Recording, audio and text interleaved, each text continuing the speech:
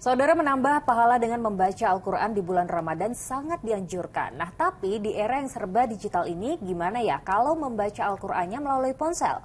Yuk kita cari tahu dalam Ustadz Menjawab. فَلَا يَصُدَّنَّكَ عَنْهَا مَنْ لَا يُؤْمِنُ بِهَا وَاتَّبَعَ هَوَاهُ فَتَرْدَىٰ صَدَقَ اللَّهُ الْعَظِيمُ. Bro, tadi gue lihat lu ngaji pakai aplikasi gitu. Emang boleh pakai media aplikasi gitu di handphone? Iya, baca Quran lewat HP, emang kenapa? Gue nih baca Quran ya pakai kitabnya lah. Enggak, gini. Jadi menurut saya selama ini tidak mengubah kaidah dalam baca Al-Quran, menurut saya sih sah-sah aja. Yakin? Kita tanya aja deh ke Ustadz biar lebih yakin lagi. Oke deh, mungkin saya juga agak ragu tadi dengan jawaban ini, tapi coba kita tanya Ustadz gimana sebenarnya untuk membaca Al-Quran lewat HP.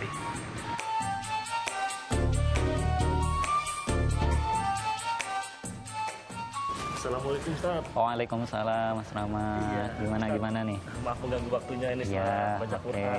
Tadi saya juga baca Quran Ustaz. iya. Saya baca lewat HP.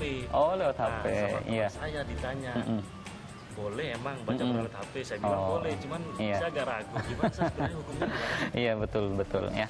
Memang kalau membaca Al-Quran, kalau kita lihat hadisnya ya dari Nabi Muhammad SAW menyebutkan, misalkan riwayat Al-Imam At-Tirmidzi, kata beliau, man qara'a harfan min kitabillah falahu hasanah. Ya, jadi ada pahala yang begitu besar dari membaca Al-Quran. Satu huruf satu pahala, tapi bi asyri amthaliha, dikali lipatkan menjadi 10 atau bahkan lebih.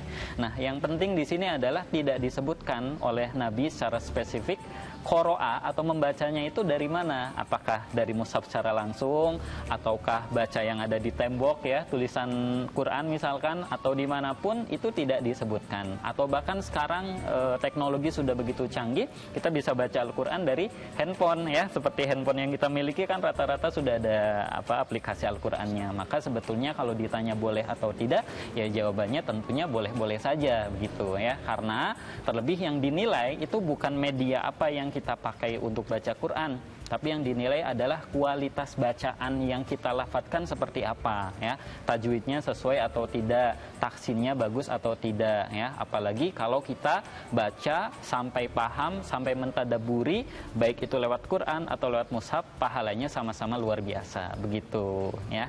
Tapi ada aturannya, mungkin kita harus berwudu seperti kita membaca mushaf atau Al-Quran, atau mungkin dengan pakaian yang apa begitu. Nah, ini menarik ya. Jadi karena memang kita bisa baca Quran pakai aplikasi di handphone, nah handphone itu tidak sama dengan mushaf, sehingga hukum yang berlaku pun beda. Ketika kita pegang mushaf harus wudu dulu, harus suci begitu ya. Tapi karena handphone ini justru sebuah fleksibilitasnya tinggi. Jadi kita tidak wudu pun masih bisa nih pegang handphone karena dia bukan mushaf. Untuk membaca tidak harus wudu begitu. Jadi dengan adanya handphone ini, dengan tidak wajib suci, maka ini harusnya jadi peluang besar untuk kita bisa baca kapanpun dan dimanapun. Nah, tapi perlu diingat seperti yang disampaikan misalkan Al-Imam As-Suyuti dalam kitab Al-Itqan fi Ulumil Quran, beliau menyebutkan adab-adabnya. Adabnya pertama misalkan tempatnya harus suci begitu ya. Dan lebih baik, lebih bagusnya adalah tentunya wudu dulu ya. Iya, terima kasih Ustaz. Ini saya bisa jelaskan ke teman-teman bahwa nanti baca Quran lewat tapi bisa, tapi adabnya juga disesuaikan. Iya, adabnya, betul sekali. Terima kasih Ustaz.